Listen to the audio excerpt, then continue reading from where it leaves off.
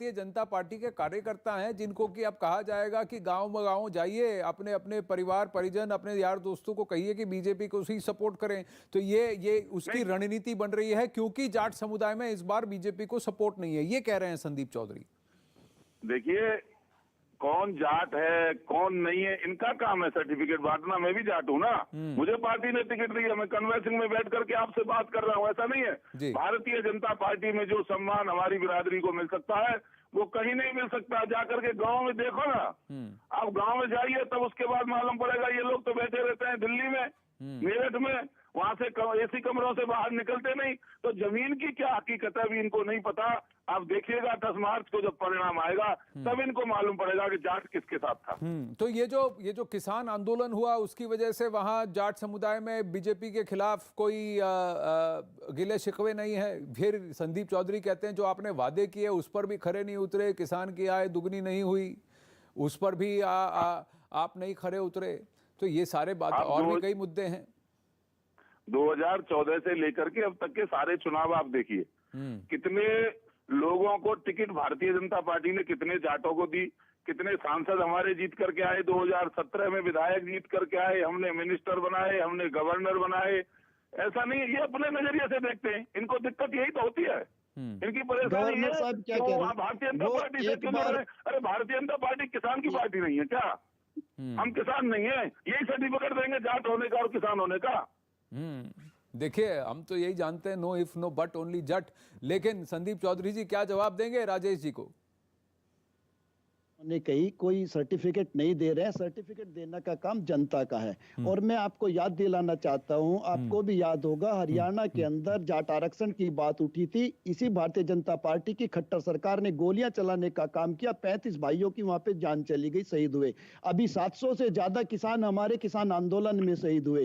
तो किस तरीके की ये सरकार चलाते हैं, किस तरीके का ये एक सबका साथ सबके विकास की बात करते हैं, किस तरीके से इन्होंने कहा था हम फौजियों के साथ इनको 1 रैंक 1 पेंशन कर देंगे, उनका भी इन्होंने मजाक उड़ाने का काम किया।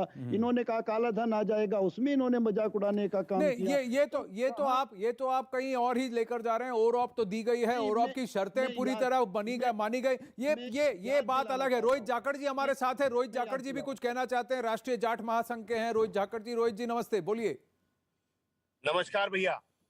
ये जो भारतीय जनता पार्टी के प्रत्याशी अभी कह रहे थे कि जाटों का सम्मान भारतीय जनता पार्टी में है और हम किसान नहीं है क्या, मैं इनसे पूछना चाहता हूं कि 1.5 वर्ष के किसान आंदोलन के दौरान जो 750 किसान शहीद हुए और जो गृह राज्य मंत्री के पुत्र ने निरीह किसानों पर गाड़ी चढ़ाई, पशु के ऊपर भी इस तरीके की गाड़ी कोई नहीं चढ़ाता। जब ये लोग कहाँ थे?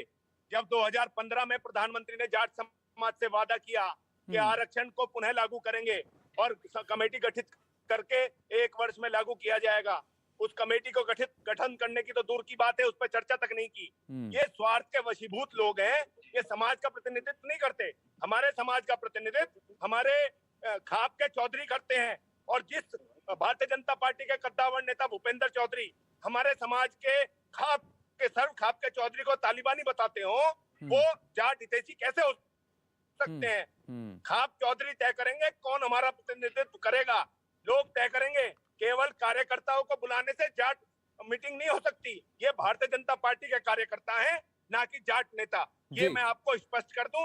और जो व्यक्ति शुरू में बोल रहे थे वो भी सुरेंद्र लौर, वो भी भारतीय जनता पार्टी में अभी चुनाव से पहले ही शामिल हुए हैं। ऐसा कैसे कह सकते हो कि जाट नेता है, जाटों का प्रतिनिधित्व कर रहे हैं? अच्छा आप बताइए राजेश जी क्या कहेंगे रोहित जाखड़ और संदीप चौधरी जी को? अच्छा देखिए, इनका रोहित जी का जो बयान है पूरी तरह से राजनीति से प्रेरित है। ये किसी संगठन जो भी जिसके भी अध्यक्ष होंगे वो अलग बात है, पर इनकी कोई ना कोई राजनीतिक विचारधारा जरूर है। जब ये भारतीय जनता पार्टी के विरोध में, तो भारतीय जनता पार्टी का विरोध करना इनका काम है, ये करेंगे। हमारे अंदर 10 कमियां निकालेंगे। आप ये सब चीजें जनता पर छोड़िए भाई, आप इस चीजों को जनता पर छोड़िए, परिणाम की चिंता करिए, परिणाम की। आ जाइए मेरे क्षेत्र में, मालूम पड़ जाएगा कौन कहाँ है। लेकिन देखिए हर कोई अपनी अपनी राजनीतिक पार्टी और राजनीतिक विचारधारा के बारे में को अभिव्यक्त करेगा। लेकिन राजेश चौधरी जी से फोन का संपर्क टूट गया है। रोहित झाकड़ जी, आपका भी कनेक्शन आ रहा जा रहा है, लेकिन मैं वोट की चोट से जवाब मिलेगा आप लोगों को। हाँ, आप लोग जाति हितैषी नहीं हो। अच्छा राजेश चौधरी जी, रोहित जी, निहित स्वार्थों में वशीभूत हो, अपने निजी स्वार्थों से हितैषी हो। तुम कभी भला नहीं कर सकते कौम का। जी रोहित जी, राजेश जी का फोन लाइन कट गया है, हम उनसे वापस संपर्क करने की कोशिश करेंगे। पर रोहित जी एक बात बताइए, अभी ग्राउंड पर कई जगह क्या ये बात है कि सपा और आरएलडी के साथ भी जिस तरह से टिकटों का वितरण हुआ है, बीच में कुछ जाट समुदाय के लोग थे वो उससे भी नाखुश थे कि भाई आरएलडी की सीटों पर सपाइयों को लड़वाया जा रहा था, जो जाट नेता हैं उनको सही रिप्रेजेंटेशन नहीं मिला। तो जाट इस वक्त किसकी ओर देख रहे हैं?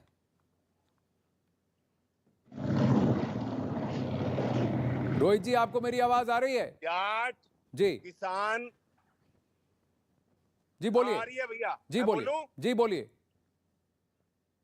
मैं ये कह रहा हूं, जाट समाज पूरी तरह संगठित है, यूनाइटेड है, किसान और जाट एक है, और अपना अपमान 1.5 वर्षों का टहनी के द्वारा हम पे जो हमला गाड़ी चढ़ाई गई, निरीह किसानों को मारा गया, और 2016 में जाट आरक्षण में हम पे जो सीधी गोलियां चलाई गई, और जो 2015 का प्रधानमंत्री का वादा जो विमुख हुए, हमें धोखा दिया, आरक्षण खत्म किया, लागू करने के लिए कहा। आज ऐसे ही मीटिंग बुलाई थी 2015 में भी, ऐसी ही मीटिंग बुलाई थी, लेकिन 2015 के बाद तो 2017 में